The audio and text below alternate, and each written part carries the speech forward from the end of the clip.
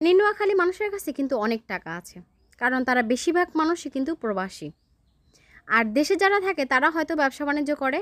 যাই হোক, আলহামদুলিল্লাহ অনেক ভালোই আছে।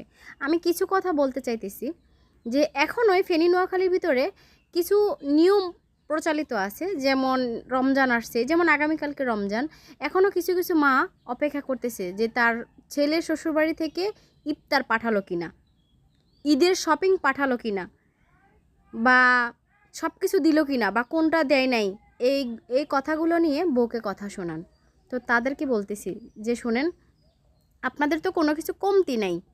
আপনারা হয়তো জানেন না, আপনাদেরকে 10,000 টাকার জিনিস পাঠায়, কিন্তু ওই মেয়ের বাবা মাকে গিয়ে দেখেন আর 1,000 টাকার ইফতারও কিনতে পারে নাই, 500 টাকার ইফতারও কিনতে পারে নাই।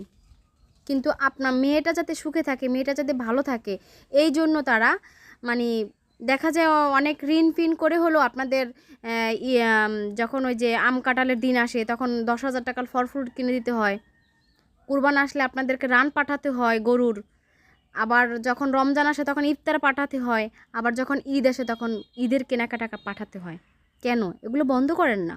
আপনারা তো অনেক আছে আপনাদের, এগুলো অভ্যাসে পরিণত করে ফেলছেন কেন আপনারা? এগুলো বন্ধ করেন। আমরা